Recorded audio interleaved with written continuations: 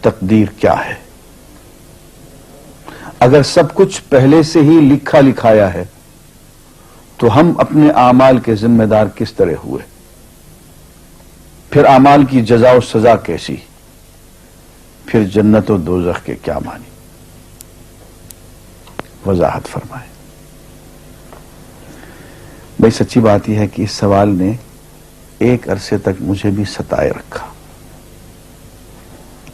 اور میں سوچتا رہا کہ اگر واقعی اللہ تعالیٰ نے پہلے سے ہی سب کچھ لکھ دیا ہے کہ میں اتنے بج کر اتنے منٹ میں بیٹھ کے یہاں پہ ایک لیکچر دوں گا، یہ تقریر کروں گا، اتنے بج کر اتنے منٹ پہ نماز پڑھوں گا، اتنے بج کے اتنے منٹ پہ فلاں کو گالی دوں گا، فلاں کو تھپڑ ماروں گا، یہ پہلے سے ایک میرا شیڈول مرتب ہے اللہ کے یہاں، لکھا لکھایا پروگرام چھپا چھپایا موجود ہے، میرے کیا قصور؟ تو لکھنے والے کا قصور ہے؟ بات تو خطرناک ہے نا۔ تقدیر کیا ہے؟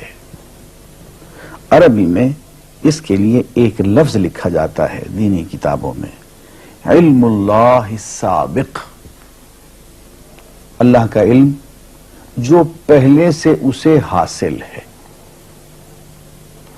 اللہ کو معلوم ہے کہ آج میں اتنے بج کر اتنے منٹ پہ اپنی مرضی سے، اپنے ارادے سے، اپنی آزادی فکر اور آزادی عمل پہ، عمل سے کام لیتے ہوئے یہ کام کروں گا۔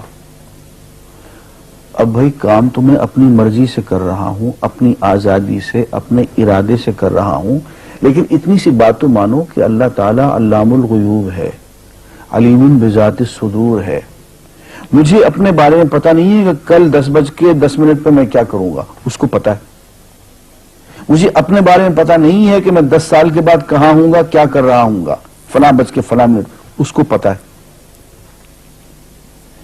اس کو میرے آزادانہ، خود مختارانہ، فری ول کے ساتھ کیے ہوئے اعمال کا پتہ ہے کہ میں اپنی مرضی سے، اپنے فری ول کے ساتھ، اپنے ارادے سے اتنے بج کر اتنے منٹ پہ کیا کروں گا۔ یہ اس نے اپنے ہاں لکھ رکھا ہے، اس لیے کہ اس کو پوری کائنات کا نظام چلانا ہے۔ اس کا علم جو ہے وہ صحیح ہے، لیکن اس کا علم میرے ارادے سے نہیں ٹکراتا ہے۔ یہ بات میں ایک مثال سے سمجھاؤں گا۔ میرے ساتھ ایک واقعہ پیش ہو گیا، اس دن مجھے تقدیر سمجھ میں آ گئی کہ ہوتی کیا ہے۔ 1971 کی بات ہے کہ یہاں اکاؤنٹنٹ جنرل آفس میں ڈپٹی اکاؤنٹنٹ جنرل تھا۔ اس زمانے میں ایک مشہور نجومی تھا شیخ صادق، یہاں قلعہ گزر سنگھ میں رہتا تھا۔ وہ پتہ نہیں بیچارہ زندہ ہے یا فوت ہو گیا۔ انہوں نے دروازہ کھولا، میرے کمرے میں آ گیا،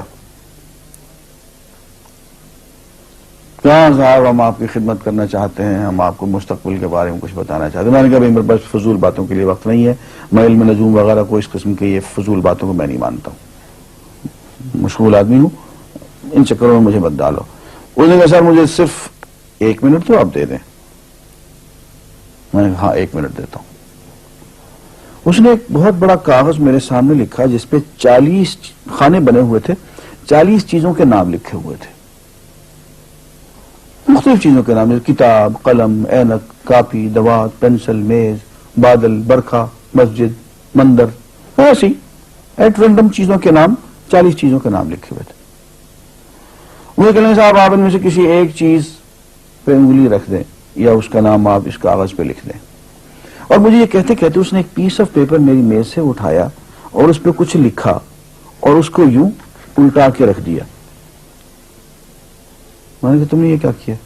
کہنے لگے جی میں نے وہ چیز لکھ دی ہے، وہ نام جو ابھی آپ لکھیں گے۔ تو اب میں پریشان ہو گیا۔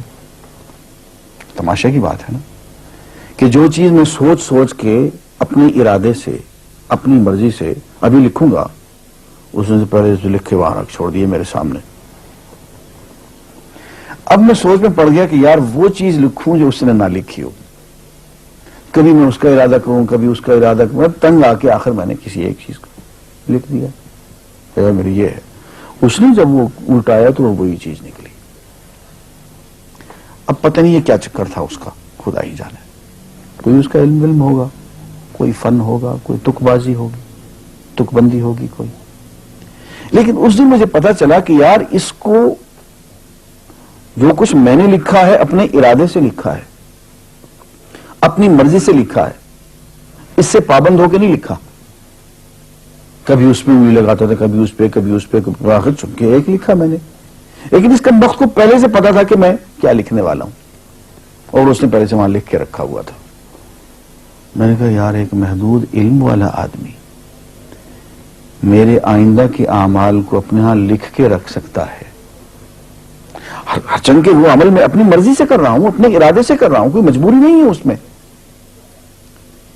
لیکن وہ میری مرضی والا عمل, میرے اپنے ارادے سے کیا ہوا عمل, پوری آزادی کے ساتھ کیا ہوا عمل, اس نے پہلے سے اپنے یہاں لکھ کے رکھا ہوا.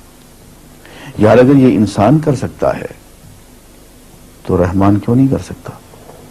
اس نے میرے سارے اعمال جو میں آئندہ چل کے کرنے والا ہوں, وہ سارے کے سارے اعمال اس نے اپنے یہاں لکھ کے رکھے ہوئے. اس کو انتظام کرنا ہے, میرے رزق کا انتظام بھی کرنا ہے, آگے میری زندگی, میری موت میں, میری قبر میں اکوموڈیشن کا پتہ نہیں کہاں کا میرے اس نے انتظامات کرنے ہیں. تو میرے بارے میں اس نے سارا کا ڈیٹا کلیکٹ کر کے رکھا ہوا ہے اپنی انفارمیشن کے لیے کہ یہ اپنی مرضی سے کیا کیا کچھ کرے گا. تو اس کے لکھے ہوئے ہونے سے میری مرضی ختم نہیں ہوتی, میری ذمہ داری ختم نہیں ہوتی, میرا ارادہ, میری فری ول ختم نہیں ہوتی. یہی وجہ ہے کہ ہم جو اعمال کرتے ہیں اس میں سے اللہ تعالیٰ, اس کی کچھ ذمہ داری ہم پہ ضرور ہوتی ہے. کچھ کام اللہ تعالیٰ کا ایک نظام ہے, اس میں شاید ہماری ذمہ داری نہ ہو, وہاں جبر ہو. لیکن کچھ اعمال ایسے ہیں جن میں خالصتاً ہمیں آزادی حاصل ہے, ہمیں اختیار حاصل ہے, ہم ان کے ذمہ دار ہیں, ہمیں ان پہ جزا ملے گی, ہمیں ان پہ سزا ملے گی, اللہ تعالیٰ بچائے. اور جزا ملے گی تو جنت ہوگی, سزا ملے گی تو دوزخ ہوگی. لیکن آزادی عمل اور ارادہ ضرور ہے. یہ الگ بات ہے کہ اللہ تعالیٰ کو پہلے سے ہی معلوم ہے کہ ہم اپنے ارادے سے اور اپنی آزادی اور اپنی مرضی سے ہم آج اور کل اور پرسوں اور سال بھر کے بعد اور 10-20 سال کے بعد ہم کیا کیا کریں گے, اس کے ہاں لکھا ہوا ہے. وَعِندَهُ عِلْمُ الْكِتَابِ, اس کے ہاں وہ سب کچھ لکھا ہوا ہے. لیکن ہم جو کرتے ہیں اپنے ارادے سے کرتے ہیں اور اس کے ذمہ دار ہیں. وآخر دعوانا الحمدللہ رب العالمین.